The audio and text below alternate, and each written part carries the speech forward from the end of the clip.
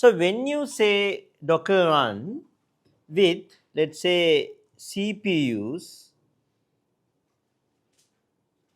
equal 1.5 and you are running something like Nginx or something,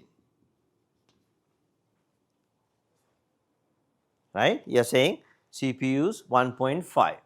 So what it does is it write a property on a C group. What is a C group? What C group does? It's drive the resources. It's decide how much you can use. It write in the C group property saying CPU max is 15, 150,000 over 100,000. Right? This is the two value it says.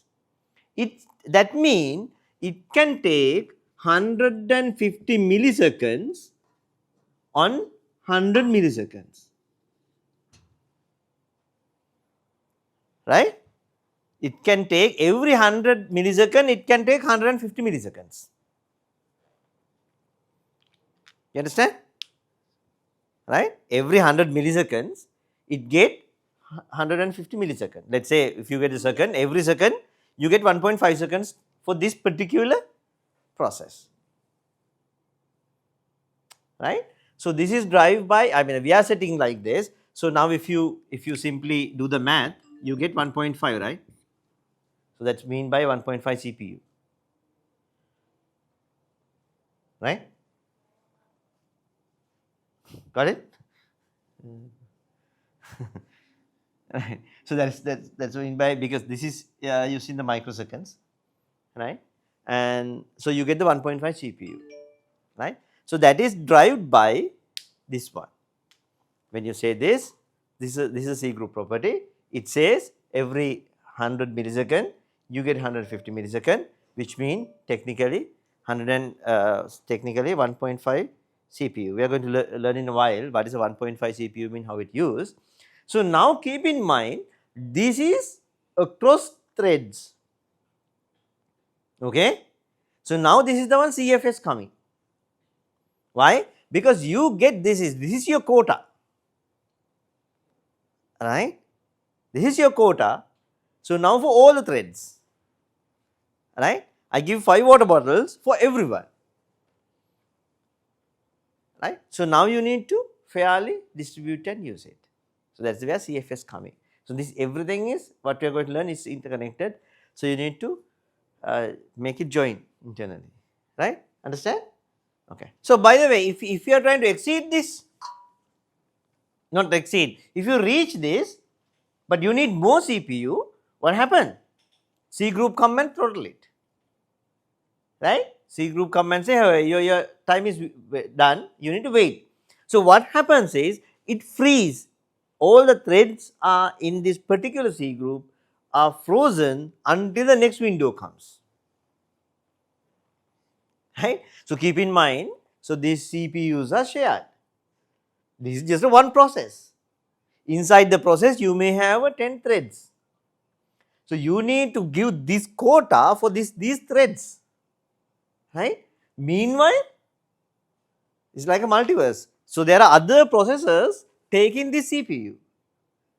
So now you got the window. So you did something, you need more, you throttle, frozen you and give into the other task. When your window come back, you can continue. That's why when you have a multiple threads on this type of containers, you will feel like this is slow. Right? Container is slow. Unless you given the right resources, you feel it is slow. It is slow because not just because of your code is slow or something like that, but the way the resource is provisioned, it's frequently freezing. Right? It cannot complete within the window. Okay. So now if you not specify this, it go with the fairly basis, right? So this is called CPU share, right? If you not specify anything, it go with the fairly basis. So you when you usually run the Docker, you don't specify the CPUs do, right? So and then if you set the CPU max, what happens is it's throttling, right? It's throttling. So there is something called CPU set. right? CPU set mean you can tell this process is dedicated for these CPUs.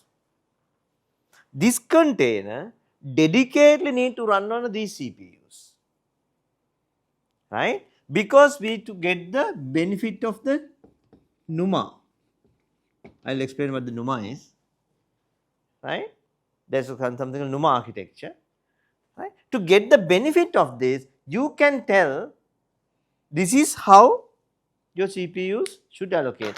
I don't exactly remember the parameters. Here what you need to do is, you can see CPU set CPU. I may be wrong on the particular command, but it says 0, 1 like this.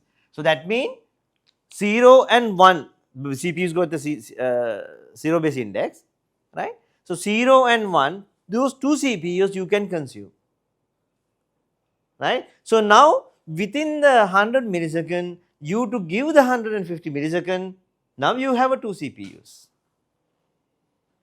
right? So the benefit is these CPUs are dedicatedly used because of you can get the NUMA benefit,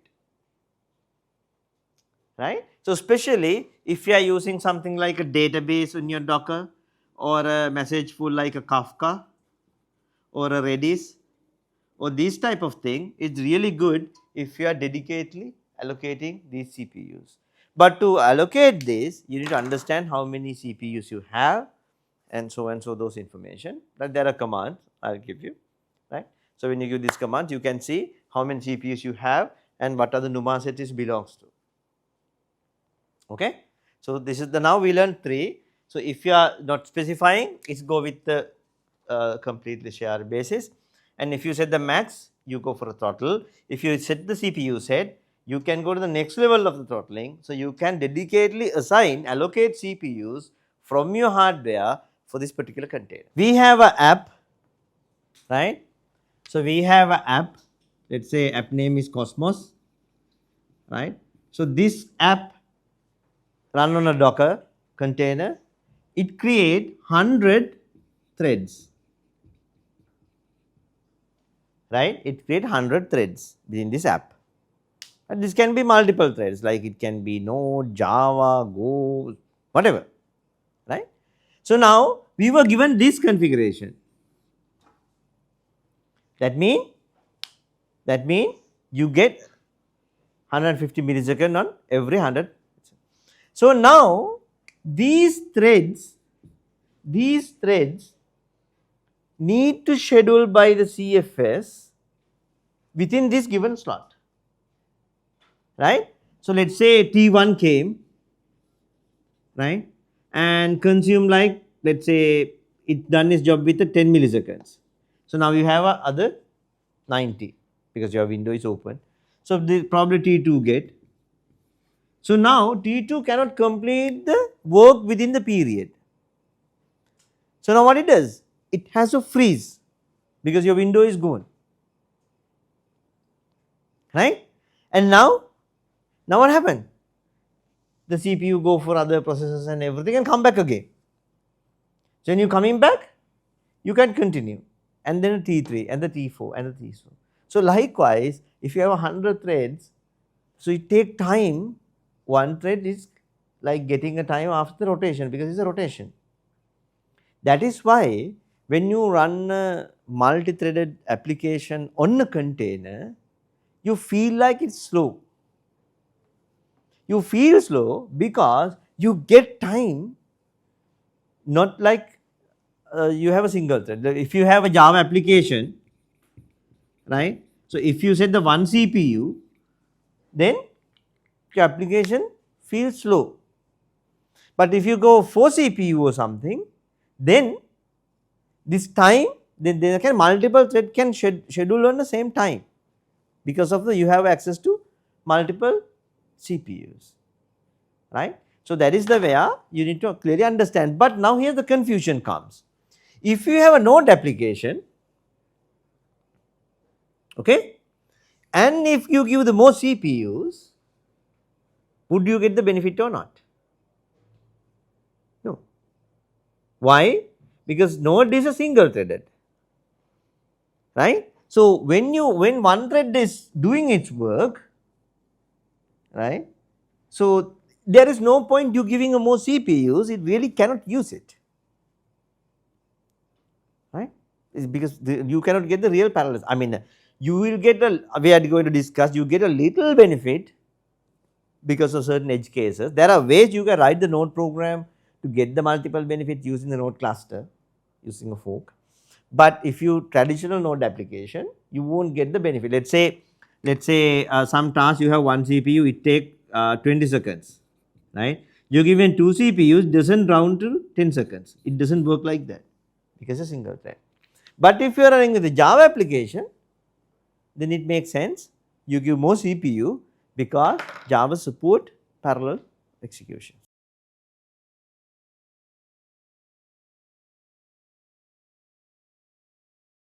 Let's say what is the NUMA? So now initially